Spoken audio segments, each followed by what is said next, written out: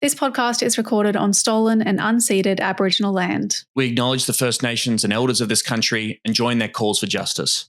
Always was, always will be Aboriginal land. I was going to say as well, I've got to say, so normally, like obviously, normally Tom and I have a little bit of like a cold open at the start where we do a funny chat about something, but Yes. I didn't have anything super funny to chat about. Oh, I think there is one funny thing we could chat about, which What is the funny thing? I did think I thought of serious danger the moment this word came out of Bill Shorten's mouth, which was in response to the Greens like opposing his terrible NDIS bill. He branded us and a large portion of the disability community as dangerous extremists. And I was we need that clip. I feel like we need the clip, Mike right? has got to get the clip. that. Yeah. The Greens are dangerous. The disability community are a bunch of keyboard warriors. Like it was literally a hit list of boomer complaints, you know? It was great. That's our theme song, baby. Do nothing, a la the Green Doctrine. The Greens have just caused more misinformation and anxiety raising. I mean, they've never seen a political challenge in Australia where they don't want to just cause anxiety. I want to leave the politicians and the Greens and all the other sort of social media warriors out of the way. Misinformation being peddled by the extremists. I mean, really, my challenge back to that, to the Green political party and the others causing this fear and misinformation is... We're stuck with the hosts of Chapo Shithouse podcast. Serious danger to Australia. Because this is, of course, Serious Danger, a podcast about green politics in Australia. It's not an official Greens Party podcast. It's made possible with the help of Mike the Griffin and the Green Institute. Mix that up. Mike's the producer. The Green Institute helped make us happen. You might have noticed that's not Tom's voice. I'm Emerald Moon, but with me this week, instead of Tom, while he takes a break, is a much younger, much cooler podcast co-host. He is the... I don't know about cooler. Like well, Tom definitely says younger at least. And that's why we automatically get cooler because we're not in our 30s yet. We're in our 20s still. That's brilliant. That's right. Very, very cool. It is, of course, the WA Senator and the Green spokesperson for Health, Disability, Foreign Affairs, Peace and Nuclear Disarmament, Jordon Steele-John. Thank you for joining us. So good to be here, and I would forgive anybody that was just doing the audio version of this for being like, wow, it's Emerald and it's also Moss from the IT crowd. Like, how did you score Moss? Just closing my eyes and being like, this is really cool. Yeah. Although actually isn't Richard Ayoade like a transphobe now, so maybe that's not as fun. Oh dear. He milkshaked out. Really sad because that show's really great. I'm going to undergo vocal surgery now to change that. Yeah, that's right. A little bit of speech therapy, which probably won't be covered under the NDIS anymore. So no, it definitely won't. But he's urgently needed because I'm self-aware enough to know this is a level of nasality that nobody really needs to be subjected to. But you're a public figure. You're an MP. You've got to have a brand, So I feel like having a distinctive voice actually not such a bad thing. That's true. But look, so we wanted to get you on the show for a while to talk about the NDIS bill. We will get to that, but this week we want to chat about that. We also want to talk about the pitiful kind of state of affairs in terms of media attacks on the Greens this week. I think there's this kind of through line of a bunch of, political pundit op-eds around the Greens, the fallout from the CFMEU rallies and Max Chandler-Mather's speech there, and then Adam Bandt's National Press Club address. So we are going to talk about those and how the fuck we have major political commentators comparing Greens MPs to Donald Trump and Tony Abbott. Wild. Absolutely wild.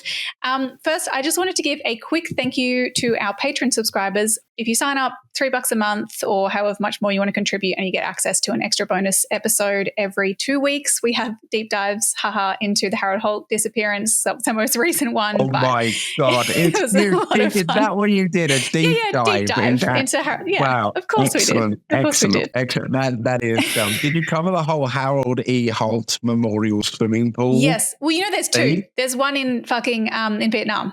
So no. Yeah.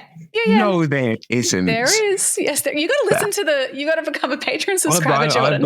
I've got to subscribe to the Patreon. But the dark humour behind those decisions. Well, I think they were like, well, he loved to swim, Jordan. So it's a fitting way to honour him. Yeah, but Paul Walker loved to drive, but you don't have the bloody the Paul Walker Memorial crash recovery. Crash recovery.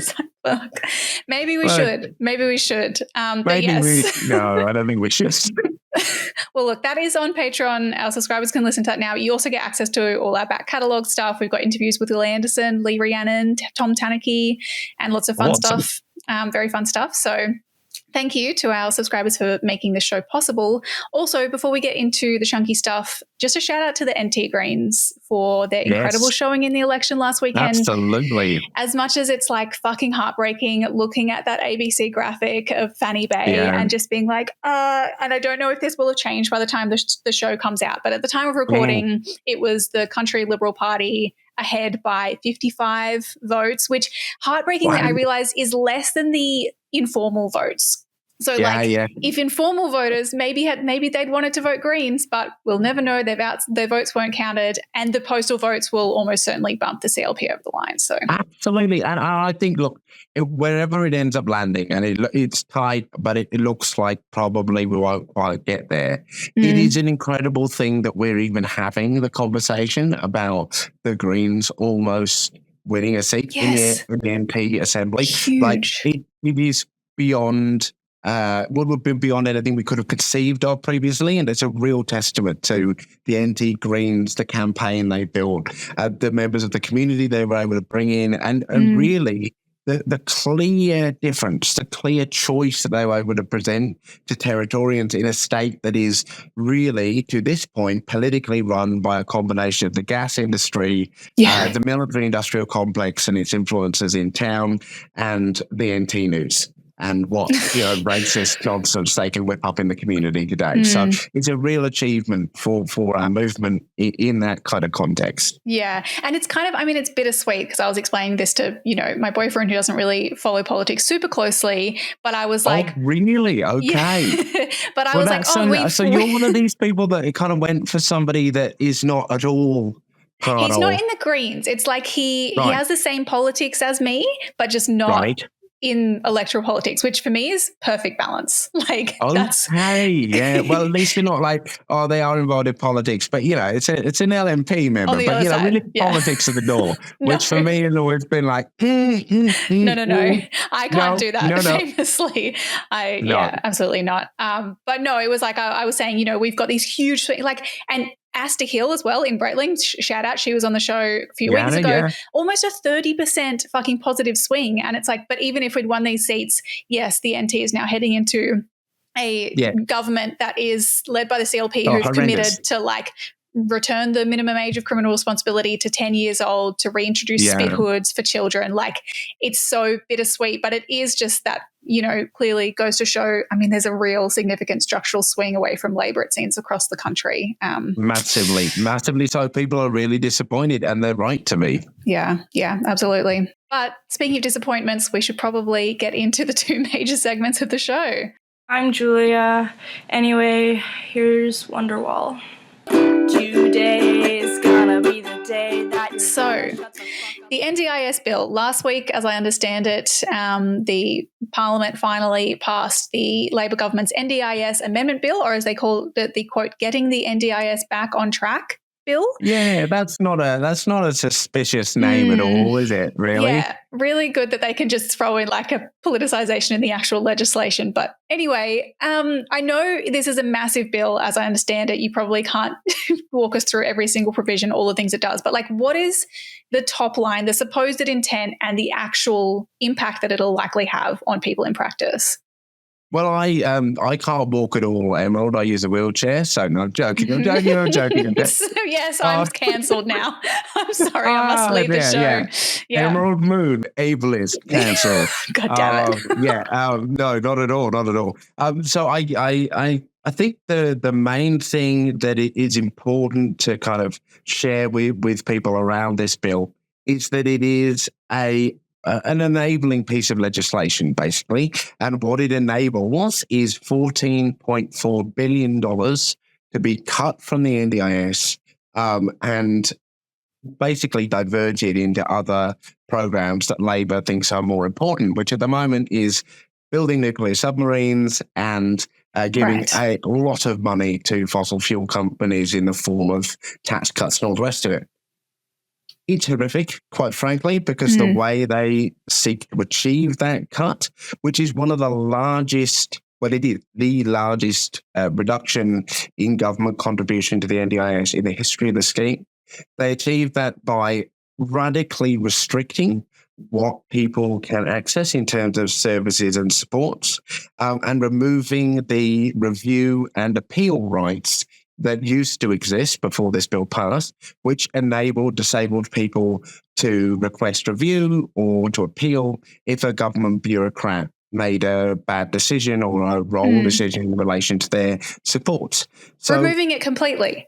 Oh, yeah, removing them completely. Wow. It literally, I've read some parts of this legislation and your jaw nearly swings like off because the blatant power grab here, like the blatant attempt to remove from disabled people and our families the power to effectively engage in a negotiation with their government, which is what the NDIS enabled us to do for 10 years. Like it deeply, I'm not at all saying the NDIS was perfect, and nobody wants to see good reform of the NDIS more than disabled people and our families because we rely on it every day to like live. But one of the things that it did guarantee was a series of rights and protections around what you were able to put forward as your case for the unique supports that you need that are as unique as your disability, and then engage in a negotiation with the government over where that overall package of supports would kind of land, where the funding would go. And they've taken all that back, said, no, we will decide for you. A minister will decide what is kind of acceptable and not acceptable. And if she's not on the list, too bad, so sad. Maybe go and talk to your state government. So it is really, really bad. People are very angry and feeling a lot of pain and also a lot of fury right now because Labor promised not to do this. They actually literally, like I know it's kind of not shocking to many of us as Greens, that Labor wouldn't keep its word. For the broader disability community, when Labor said, we will not cut the scheme, that is the basis upon which you can vote for us. I think a lot of people said, okay, we can stop worrying about that now. And so there's a deep sense of betrayal. Are they still, are they pretending as though they haven't cut the scheme? Like, are they framing it as, this isn't cuts, and so they're acting as though they've followed through in their promise? Depends on who you talk to. If you, like some ministers like Shorten are trying to do this tortured, it's not a cut, it's just a reduction in overall forward growth expenditure, which doesn't make any sense. Yeah, because, okay. That is also known as a cut. And when they were in opposition and Abbott brought in the cuts to education and health and all the rest of it, he tried to make the same counter argument. Oh, no, it's not a cut. It's just, it'll grow year on year, but, just not what we agreed to or what is needed. So some of them make that argument. Others, like the Treasurer, somebody goes, well, did you cut it? And his response is, it needs to be sustainable. It needs to be, right. Yes, and it's always so funny. They'll come at it from either side, depending on who's asking usually. And their priorities, right? Yeah. Like, and which paper they're talking to, who the audience is.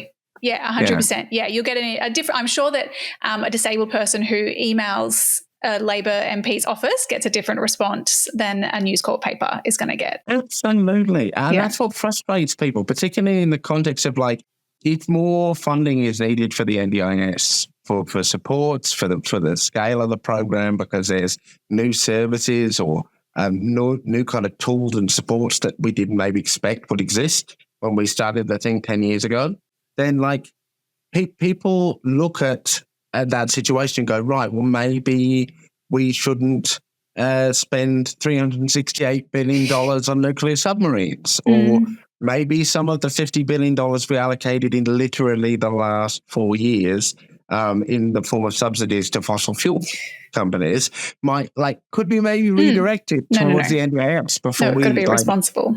cut the scheme. Yeah. It's and the political, like, I think there's an interesting framing around this that from an outside perspective, it really seems like the political impetus is not just around quote unquote responsible spending and we're tightening our belts everywhere, but specifically the NDIS, the idea that it is there are people rorting the system. Obviously I put that in air quotes for people just listening. Like, is that a real problem at all? Well, look, here's the thing. I'm holding a cup of tea, so I'll give you the tea on the particular piece around this kind of fraud and kind of misuse thing, because the government's been battling to frame that as the conversation for a really long time. We were able, through our role in the Senate, so the Greens team were able to make the minister's office and the agency cough up a bunch of research that they'd done in preparation for the bill. It turns out they commissioned one of Labor's favourite polling institutions, Redbridge Polling Consultancy, who's one of their senior people, actually used to work for Shorten when he was opposition leader. Yeah. And nearly everything you have seen in the press for the last year about the NDIS is a result of those communications guides. Massive focus group, about $400,000, as far as we have been able to discover, was given to that organisation to take the policy proposals in the bill and the concept of cutting this much money and like what was required to make the community accept that. Yeah. What they describe as qualified tolerance. Yeah. And it was fraud, it was waste, it cost too much. Yeah. So we've known for a very long time that this is kind of just a comms guide. What I didn't expect was a piece of information that we were able to acquire about a month ago, which was we were finally able to force them to give us like the tangible, actual example of like, okay, you've run a headline that says people use the NDIS for alcohol. How many people have used it for alcohol? How many people have used it for bird seed or holidays or any of those things? Yeah. And they came back. How many people do you think have used it for those things? Just guess. Give me your for best alcohol? guess. Yeah. Fuck, I don't know. 100. One. One. And there's, of course, been media coverage of that. Yeah. And you know what it was? All of the examples that they gave was actually the example from one case. So there was one person discovered that it apparently, but I haven't said whether they verified this. They just said that they initially identified that they'd used it for birdseed, rental, alcohol, etc. One person. Okay, and, so this... and Bill Shorten then put that in a press release as participants have been discovered claiming items such as this. And that's where it all came from. So, in a scheme as large as it is, there is always going to be a situation where somebody makes a mistake or, there is such a thing as coercion and abuse and violent dynamics where people are forced to make decisions and sign off on things that they otherwise would not do. But that is not the whole picture, and it's not why they passed this bill. They did it because they wanted the money. And it's pretty disgusting if you think about it. Yeah. Well, and it's, I think when you talk about fraud with the NDIS, I think anyone who uses the NDIS or has a family member or knows someone who uses the NDIS, what seems most fraudulent and fucked up to me about the NDIS is the way that private companies and providers will just kind of will increase their costs for disabled people. We talk about like one of my family members who's autistic and has ADHD. And as soon as you put the word sensory in front of something that you're buying or buying anything that means it could be claimed on the NDIS, they just add a zero. That to me is the problem. And maybe that's where I'm like, the NDIS it's almost like superannuation. Like it's one of those things where you're like, this is life-saving for people, but it also speaks to the problems of like a semi-privatized system, right? Oh, I mean, absolutely. And one of the great frustrations with this bill is it doesn't actually do anything to address that. Like I see those same dynamics and they are absolutely infuriating. And the solution to a lot of those is actually tougher regulation on some of the manufacturers and providers that put forward those kind of products and charge those kind of prices. And you can't, there are the levers to pull to deal with that. None of them were actually tackled in this bill in a way that will help. In fact, certain elements of it actually will end up forcing people to be permanently connected to some of these larger providers that engage in these practices. Right. So overall, it's just a really bad piece of legislation that was rushed, that was sold to the community in a very disingenuous way. And when it passed, the deep sense of anger, and as I said before, the deep sense of betrayal exists because we as people and our families lived for so long having things done to us and about us without us, without our involvement. And we campaigned for the NDIS for so long. And it was a long fight because we saw the opportunity that it presented to how to take that power over our own lives back. Yeah. And it's a unique dynamic in the disability community in some ways, because in many other spaces, particularly as Greens, we would not be talking of government influence or control as necessarily a negative thing. We'd be talking about, the state as a vehicle of community desire for change against corporate, private capital. Yeah. But in the disability space, they developed a unique dynamic because it was the government running these large-scale institutions that we were warehoused in, basically. Yeah. And our individual needs were not relevant because the goal was to keep the cost of running these large-scale things within a certain envelope. So we did experience government programs as being controlling and coercive, and we demanded a kind of a shift to something that allowed us as individuals to say, this is what we specifically need. I need this kind of wheelchair. I need this many support hours. I want to be able to have a shower this time of week. And I want to pick the person that does it. Thank you very much. Because it's my body, my choice. And we won that theoretically with the NDIS when it was established. And as problematic as it's been, we've been able to fight to preserve it. And this bill has taken those fundamentals away of control and power. And so what you're seeing from the disability community is the response of a community that feels like they've had their power taken because we have, and now are determined to win it back. But we're not going back. We're not going back into the box that they put us in. We will fight to get this back. And many disabled people are joining the Greens to be part of that effort. Yeah. And I think there's a particular irony, right, that we just had, we had a huge royal fucking commission, the Disability Royal Commission, that examined those experiences and felt like such a watershed moment. And yet what was last month that the government finally releases its response to that Royal Commission report and accepted, as I understand it, 13 out of 222 recommendations, so less than 6%. 13 out of 222, less than 6%. And one of my reactions to that was like, wow, somebody in the Department of Social Services is like militantly against the idea of any type of superstitious numbering. Because I'm not that superstitious, and there's no way I would accept 13 recommendations. Like, come on. Unlucky for who, though? Oh, yeah, indeed.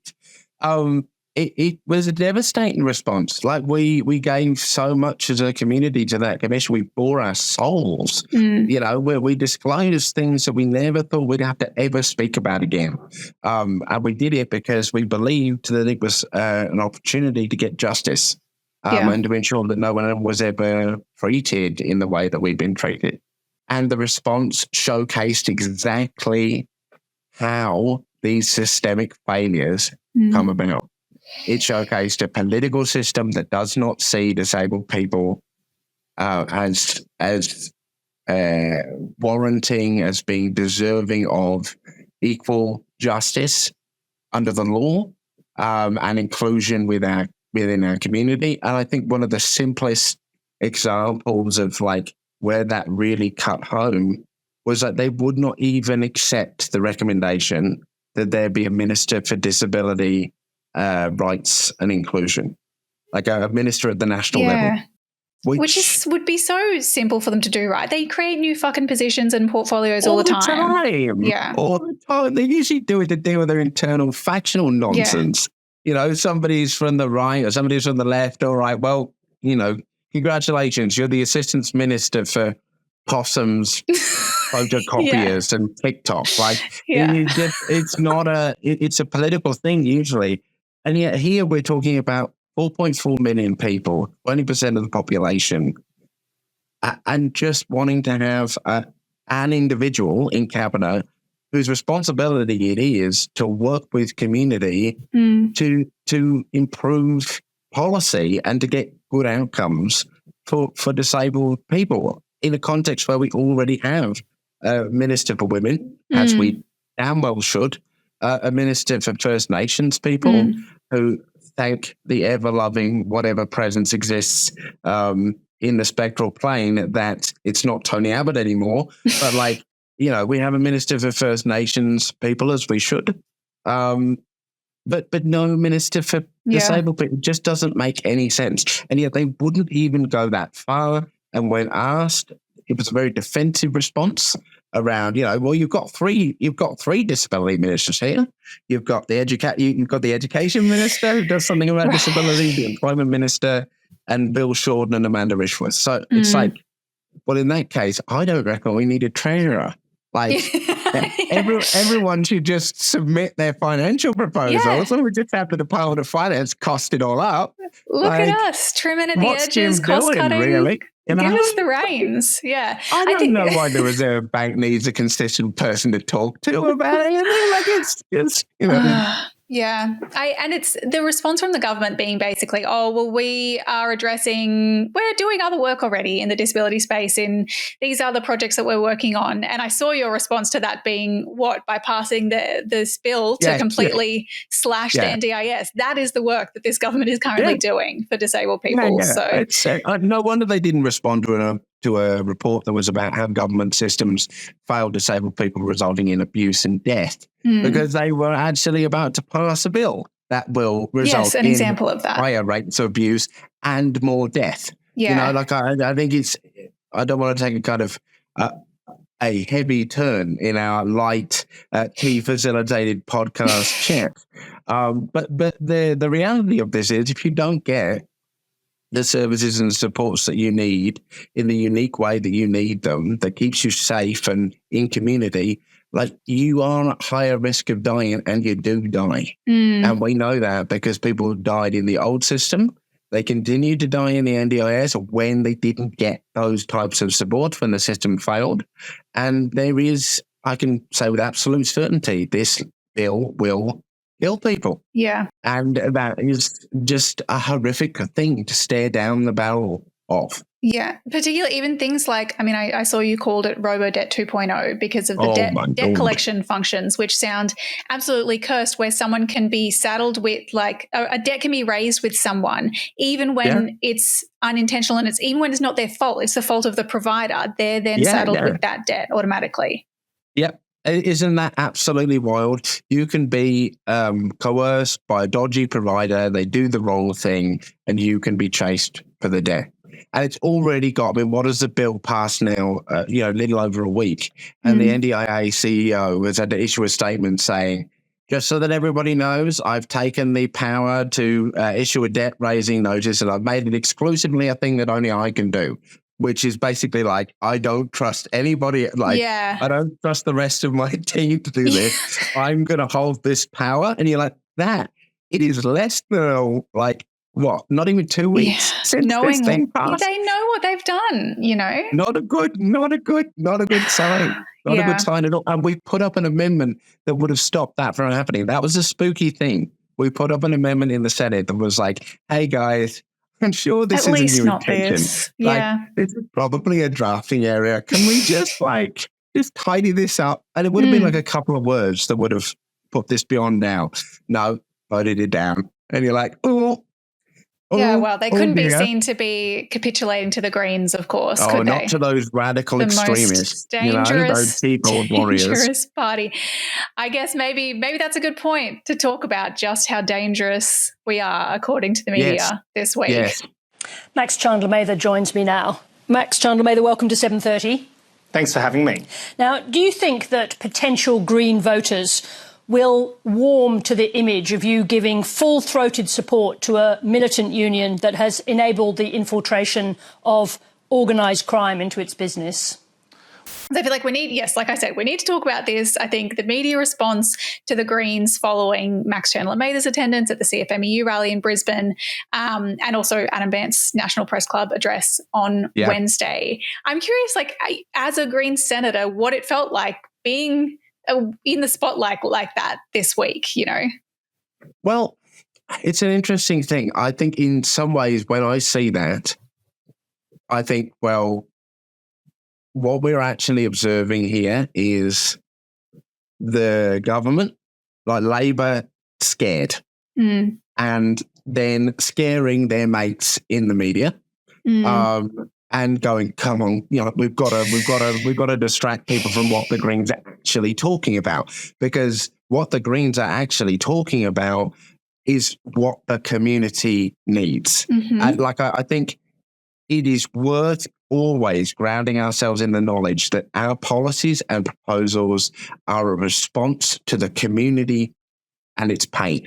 Yes. Like now more than ever. And Queenslanders Queenslanders hugely contributed to this and is very much something that we see across the country now, is informing what we put forward as our proposals based on what people tell us as we knock on their door, as we talk with them at stalls, and so we are putting forward a series of policy proposals around the cost of living, which is horrendous. People's material economic conditions have never been so cooked as they are right now.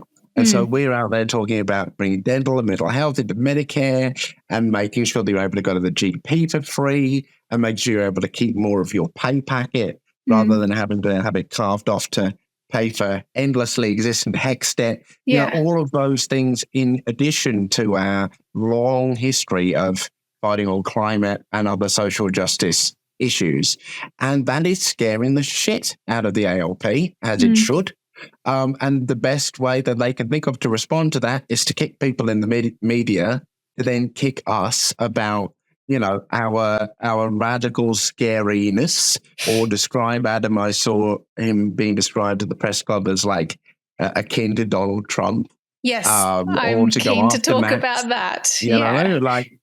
That's the tactic here. So as an MP, I sit there and go, well, it's almost like a bit of a KPI achieved. Yeah. Like if News Corp's going after you or Fairfax is going after you, and it's so clearly an attempt to distract from what you're saying, then that means they don't like what you're saying. They're threatened by it, and that's a good sign. Yes, because I think you're right. This is it's a reaction from Labor and the media together to conflate that idea of like populism as something bad with acting on things that are popular because they are affecting people's everyday lives. Yes. And that's what, I'll go to the first example, which is the CFMEU rallies and the whole media storm that has come out of that. And this is because tens of thousands of workers who were affected by the laws that Labor pushed through Parliament the previous week to put the CFMEU into administration were affected by those laws. And so they walked off the job across Australia at I think maybe all capital cities, or at least most of the capital cities, had these rallies to protest this anti-CFMEU bill and the decision by the administrator to sack hundreds of CFMEU officials, including, not only without judicial processes where people might have been accused of wrongdoing, but in many cases where there was no accusation of wrongdoing at all. Yeah. There was a rally in Perth, right? Did you see that? Did you go along? Yeah, I wasn't able to make it, but I did see it. I think there was rallies across the country, and I think, look, if you just take a step back for a minute and think about why people are on the streets and are furious about this decision. Yeah. And many people unfortunately, very unfortunately, and I'd say this as a card-carrying member of a union, union coverage of the Australian workforce is lower now than it's ever been. And kids at school are not actively given access to information around their rights of work, let alone the role that the union movement played in winning those rights and that they may play in upholding those rights if they're violated. So also we're at a point where knowledge of the value of and the role of the union movement is also lower than it has been in a very long time. And so in that context, there's a lot of people that aren't familiar with the intricacies of this particular situation or of the union movement more broadly. So if you just kind of step back from that, though, and just look at the principle of what we're dealing with here, you've got a civil society organization, because that's what that's structurally what union is. Yeah. So, they share the same category as any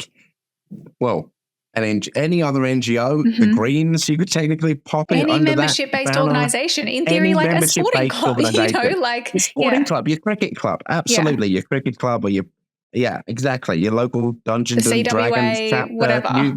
You pick it.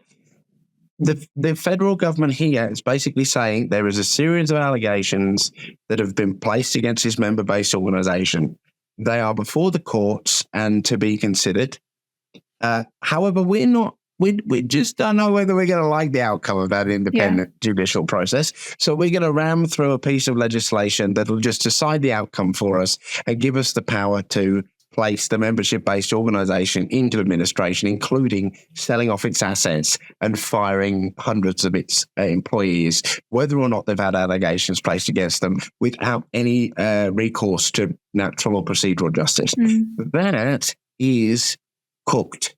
Yes. That is so profoundly not okay. And it is right that people are up in arms about it, as it is right that people are very, outraged and frustrated with the allegations that have come to light.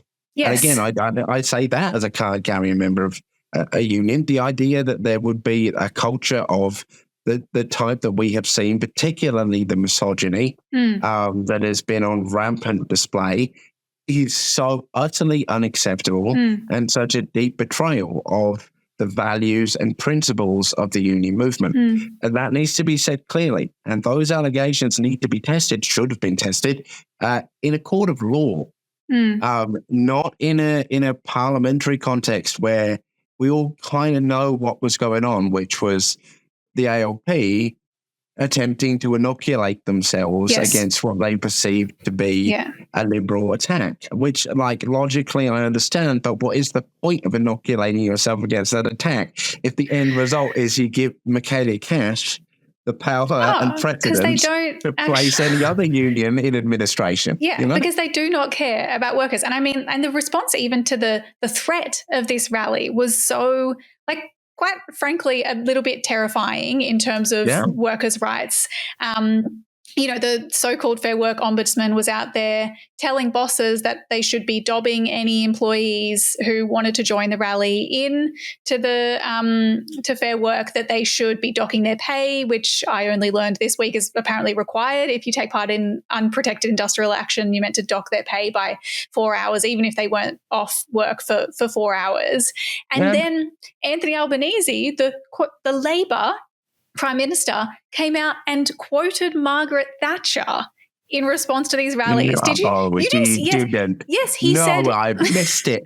Which quote did he use? He said, so he warned about that there could be consequences. This is unprotected industrial action. And then he said, quote, "The government is not for turning, nor is the Australian public." Obviously a reference to her 1980 speech to Conservative Party conference where she said the lady's not for turning. And the context of that quote being... You turn if you want to. Yes. The lady is not for... Exactly, when she was defending what she is most infamous for, particularly I'd say among the working class and, the Labour movement, which is her policies of austerity, and that she wouldn't be performing a U-turn on that. And Albanese, obviously he knows that, and yet he chose to align himself with her. That blew my mind. Somebody needs to ask Anthony Albanese what it feels like to have transformed from an actual human being into a transport mechanism for the shards of your own broken dreams. Because Like, what the ever-loving I hope his therapist asks him. I don't know.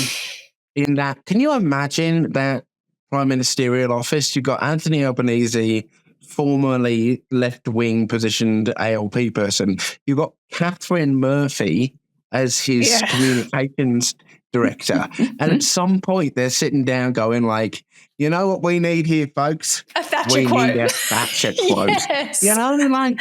I don't know what is going on. But apparently that's not as bad as showing up to the rally, as we learned, because, Greens MP Max Chandler-Mather, friend of the show, he attended in Brisbane. He was invited to speak on the main stage. In his speech, he reiterated all the things that you just said, the fact that the Greens want the allegations of corruption and standover tactics and misogyny to be investigated, and we oppose them, and that it's important that workers stand up against some of the most draconian anti-union legislation that we've seen in decades, and stand up for their rights as workers to organise for better pay and conditions and for protections that often, particularly in construction, can be life-saving, but not just for their union and not even just for workers, but as you said, for all civil society organisations. But immediately the response from the media was just...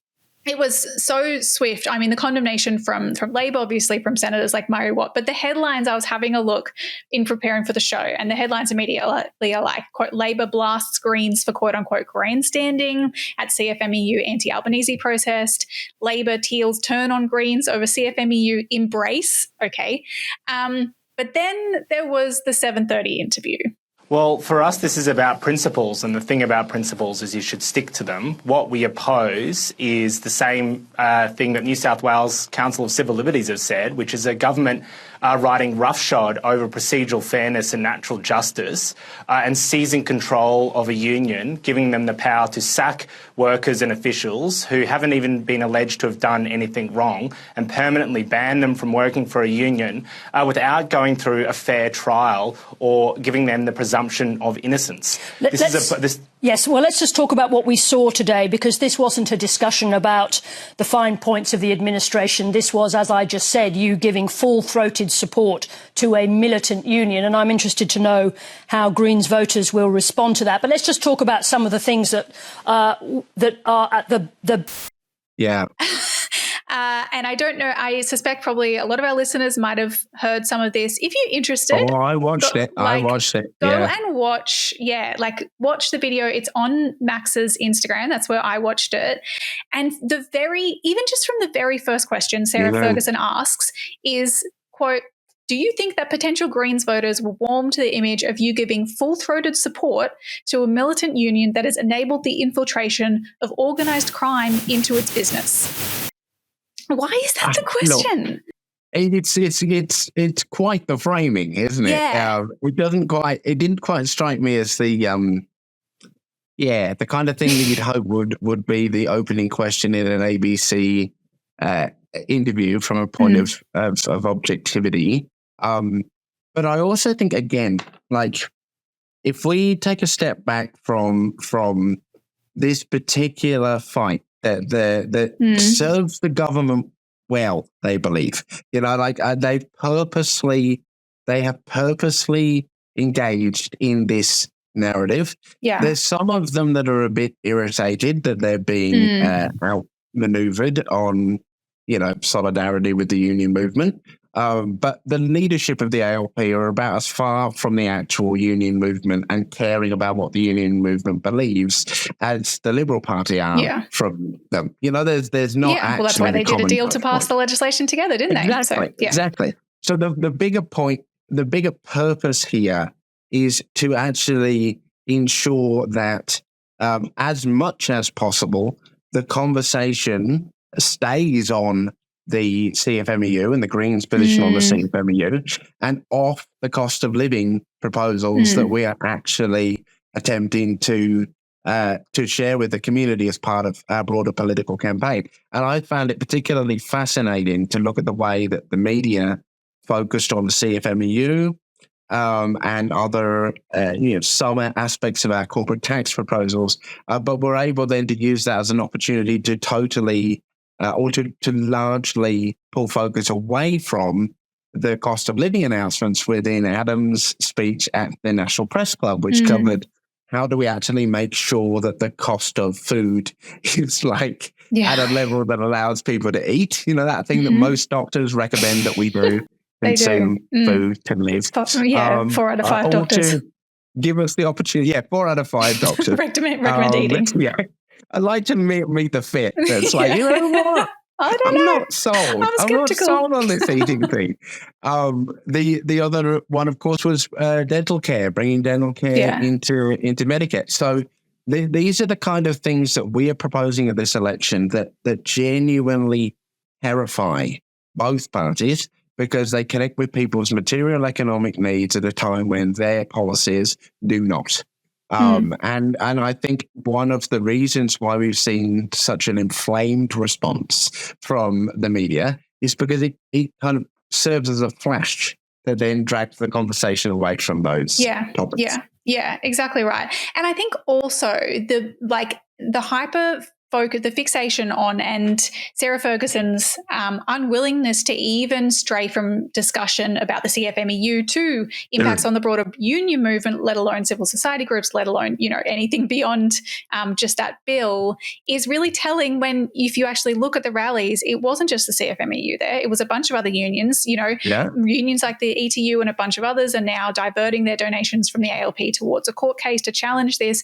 And the fact that Max himself in his speech was, as we said, standing there saying this is not just about the CFMEU, and yet they're like, well, the takeaway from the media was you are aligning yourself with the CFMEU. This is you speaking in support of the CFMEU, but at the same time, you're also speaking and implicitly endorsing everyone at the rally and everything that they're doing and everything that they might be displaying at the rally, which is how we get to Max being under fire for someone at the rally holding a sign that had a picture of Anthony Albanese with the word Albo-Nazi, like it was portraying him as Hitler, effectively. Yeah.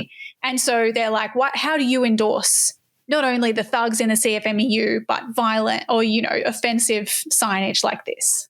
Yeah, I think it's, you know, frustrating because Max has made it very clear that he doesn't endorse that sign, and you know, asked the organisers to remove it. And as far as he knows, they did do. So, like, that is particularly galling. But again, they're going to keep doing this to us, right? Because that they know what we know, which is that literally we have 5 lower house seats across the country that are actually, in addition to the ones that we currently have, like there's a couple in Queensland. I hear there's 1 or 2. There might just be. We might have spoken to Rima Naji just recently.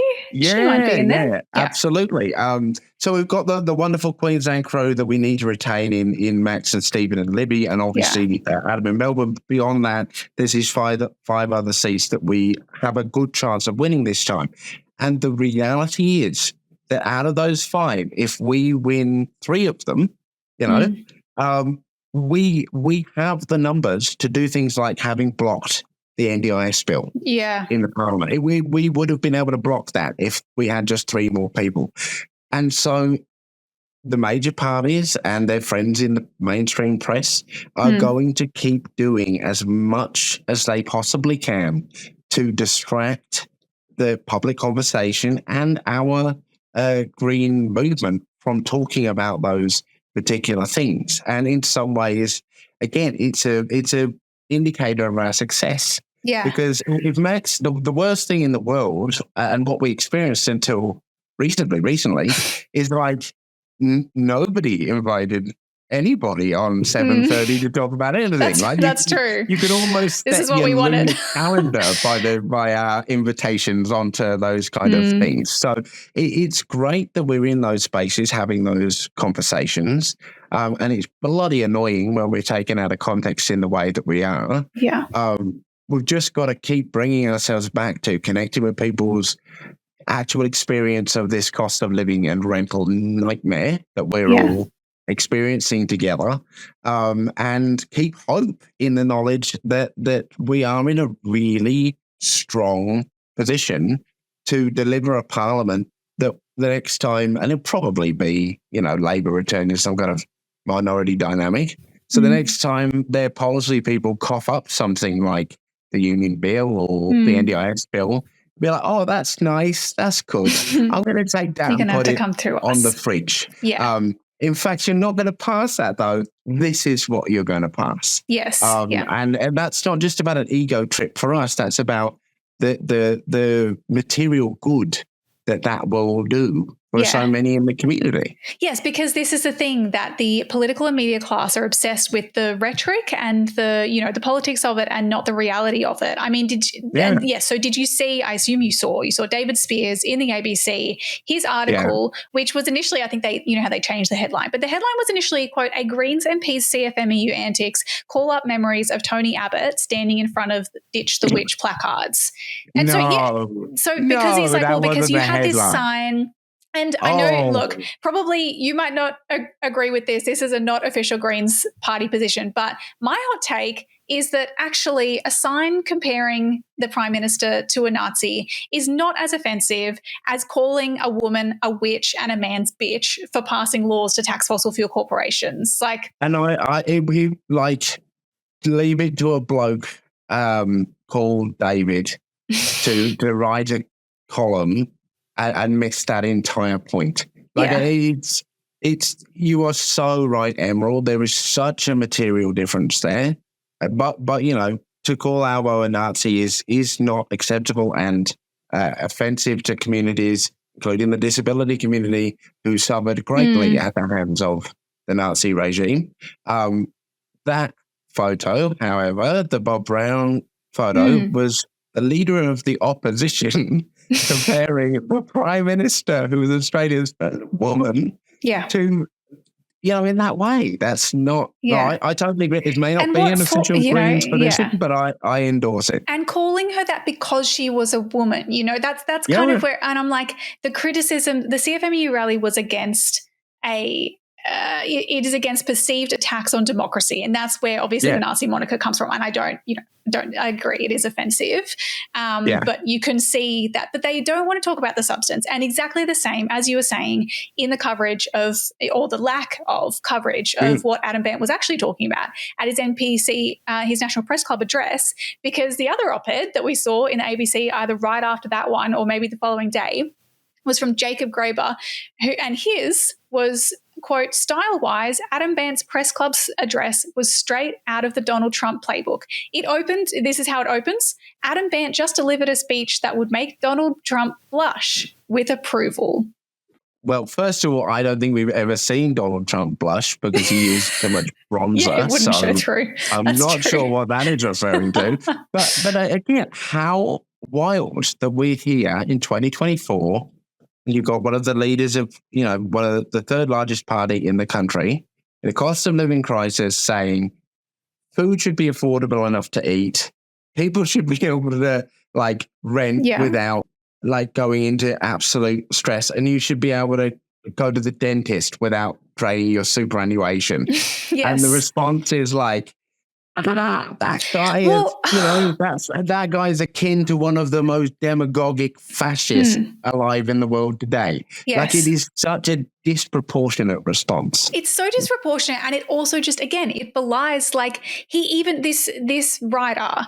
It's obviously designed to be a bit of clickbait, right? Because it's I'm calling Adam Bandt Trump. How funny is that? And then he immediately says, "Oh, not in substance," because Trump probably wouldn't like their policies, given that Adam Bandt was there to announce a suite of taxation policies to make the mega wealthy and big corporations pay their fair share for things like free dental. But he's like, "Oh, but it was the vibe. It was the fact that he used," what does he say? So this is the quoting from the article. The vibe. He says, from the opening sentence, Bandt's speech was chock-a-block with Rump's favourite rhetorical flourishes, led by catastrophism and conspiracy. People, Bandt declared, are drowning. Millions of people are falling further and further behind. Now, I tweeted about this, and shout out to Danny Carney on Twitter, who replied simply with a screenshot from ACOS's 2022 Poverty in Australia snapshot that shows 3.3 million people were living below the poverty line. Absolutely. So actually, it's not even hyperbole. Millions of people are falling behind. Absolutely, yes.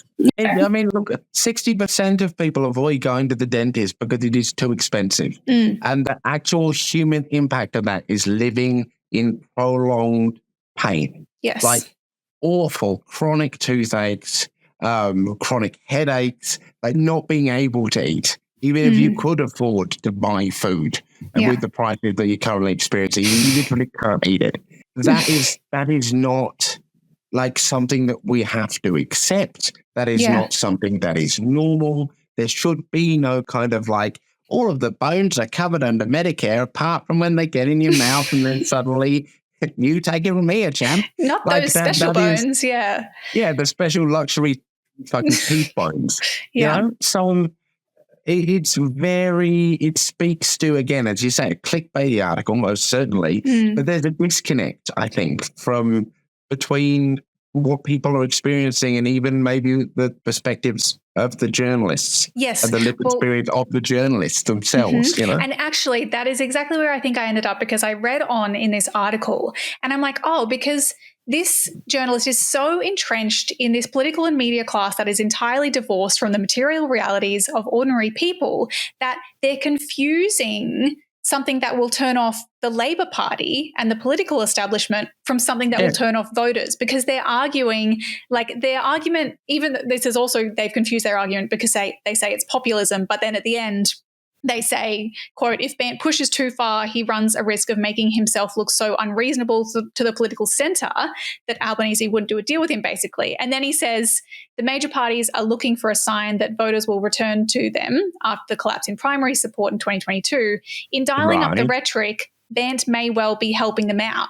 But but is it popular? Like, because genuinely, he's confusing something that's going to turn off the political class with something that's going to turn off people, because those things are actually so far divorced, it's not even funny.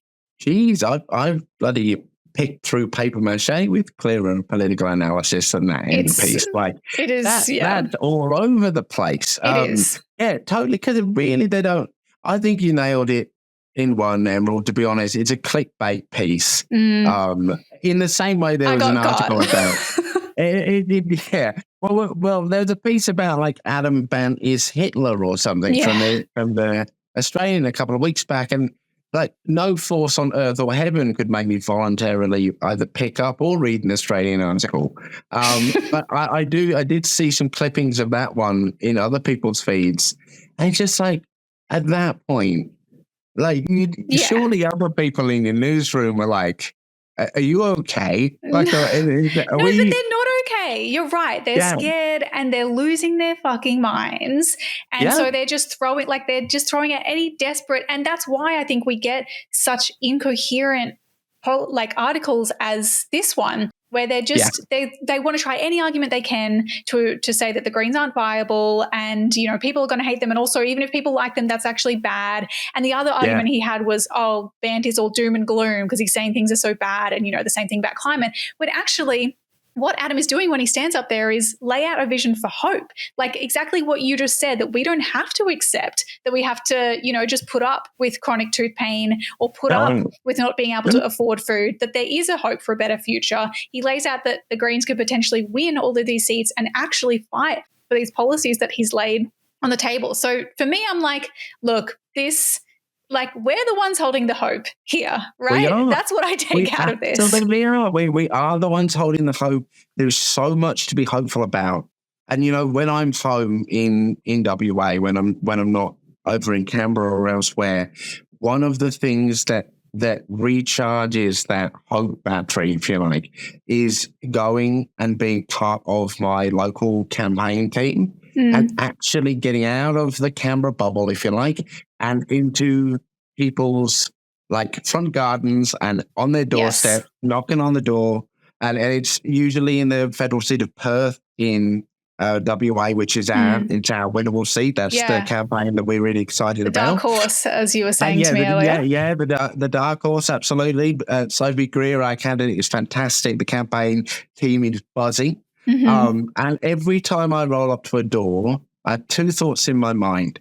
One is that however the interaction goes, I'm about to share in a moment of somebody's life and learn a little bit of their story in a way that is a privilege. And hopefully at the end of that, they will feel, if they did feel lonely or isolated or unheard, they'll feel a little bit of less than that. And even if it's Gary, the lifelong Liberal voter, like that's still a human piece to share. And the other thing that's in my mind is the one specific number, which is if 1 in every 10 people that didn't vote Green last time in Perth vote Green this time, we win.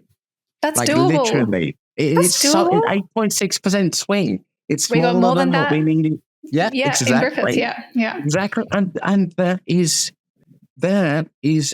that's hope. That's the hope that comes from being almost there. Yes.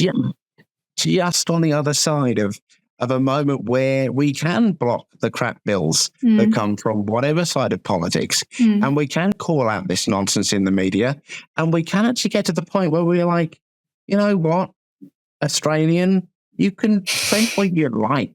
Yeah. Like we don't need your approval. If we got it, we'd be quite worried to have received it. And if you want to hear what's actually going on in politics or in Parliament or within our Greens movement, listen to the next episode of Serious Danger. Yes. We're just going to go straight to people and talk about what is actually happening without your silly filter, because we don't need it anymore. Yeah, no, and they know that. The major parties and the mainstream media, it is the fact that we may make them irrelevant and unnecessary. That's why they're going to keep ramping up their attacks, no doubt. Absolutely. And we're going to fight back. If I was a standard journalist in Australia today, I would look at the recent Democratic convention in Chicago and be a bit terrified because they put out a whole section for social media influencers. And they had the best shot of the stage for content reasons. They were given special access. And whatever you might think about the role of the influencer replacing the journalist, which sadly, I think there was less distinction between the two roles now than either profession would like to admit. The media landscape is changing. This is the same political party that a couple of months ago were like, we've got to ban TikTok because of China. And they're like, did you see that thing, Nancy Pelosi being like, this is a win. This is tic-tac-toe, I did not. Winner. And you're like, my God. I'm like an anti-US politics. I don't pay attention until someone makes me. So I'm in my own little bubble. There's great mental health benefit to doing that, I think. Absolutely. But so it's completely changed because that's what they've decided they need to win. So, I think, to be honest with you, I'd love to get to the point where I can treat News Corp in the same way as we currently in my team treat Sky, which is they ring up and we go, no, thanks very much. No. Just no. Bye. We don't do it because there's no point to us in doing it. No, that's right. And they'll be irrelevant one day soon, just like the major parties. Yeah. But let me put this question to you in a different way. You've built a reputation, a strong reputation, fighting for renters and poor people struggling with the cost of living. Why trash that reputation now by aligning yourself with an organisation that promotes thuggery? I disagree with that characterisation, Sarah, and I think that's incredibly unfair and ignores the well-founded criticism of this government legislation, again, including from the New South Wales Council for Civil Liberties. We're not here actually discussing the details of the administration. We're here discussing your role on the stage with the CFMEU, telling them that they should regard their organised collective strength as a badge of honour. Let me put it to you as a question. John Setka is on film delivering a message to the home of another union official in Victoria, calling him a dog. He says that's not a threat. He also says it's not the CFMEU's job to ask its officials whether or not they have bikie connections, organised crime connections. Do you agree with John Setka? Of course not. That's frankly, Sarah, I think that's a bit of an offensive question. You can watch my speech. I'm sure you did. I think we're just about out of time. But before we finish up, we do a call to action every week on the show, something that listeners can take action on to make the world a better place. Do you have a suggestion? I do have a suggestion. I racked my brains before we kicked off, and I've got one. And it is remarkably simple. I wondered why I took so long to think of it. My call to action would be wherever you are at the moment, whatever part of the country you are in, whatever community you belong to, if you're listening right now, take the opportunity to hit up the Greens website, find the part of our particular page that connects you with your local campaign team, and shows you where your next event is, and head along.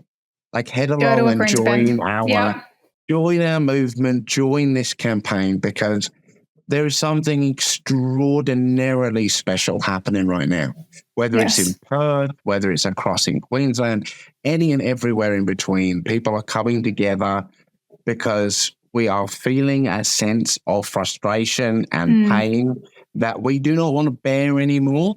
We know that on the other side of an election with more Greens in Parliament, we can do some things about those root causes. But between now and then, there's community. Between now and then, there's connection. Between now and then, there's the affirmation that we are not alone in these feelings and that we can actually together do something about it. And that is the most wonderful feeling. So come along and be part of it. And I hope to bump into you at some point soon. Yes, please do that. Please do it so that we can win more Greens and get dental into Medicare, and I can get my teeth fixed, because I've been having a problem with one of my teeth. I was telling Jordan, and it fucking hurts. It's expensive. My entire office. I've got one of my wonderful people is off getting a massive root canal piece done. It is the policy that when we talk about it, everyone's like, please can we win this? Can we please get this done now? Because it really, really freaking hurts. And I'm like, it's terrific. I went to my dentist recently, sat down, and I was confronted with a stack of leaflets, which is not unusual. But what is unusual is what was on the leaflets. I shit you not. 5 different leaflets of how you could access your super to pay for your dental care. Fucking hell. And I'm like, oh my God. That is so dystopian. We've got to the point where people are like, I will use my retirement savings for either a house deposit or my teeth, my literal teeth. Cool government, cool healthcare system. Yeah, call them normal. To dust off that ancient phrase from a couple of years back. That is cool and normal. Cool and normal. Well, look, thank you, Jordan. You have genuinely been a cool and, I don't know about normal, I don't really care, co-host. Please, not normal. Not normal. Too vague. Everyone can follow you on Twitter/X at Senator Jordan and Instagram at Jordon Steele-John, and remembering that it is Jordon with 2 O's. Yes. And also, if people want to help support the show, giving us a 5-star review on Apple Podcasts or wherever you're listening is a big help. You can also subscribe on Patreon and get a bonus episode every 2 weeks for just $3 a month. You can find the links to our Patreon and our social media and everything else at seriousdangerpod.com. Thank you so much, Jordan. See you next time. Thank you. Bye. Serious Danger Australia.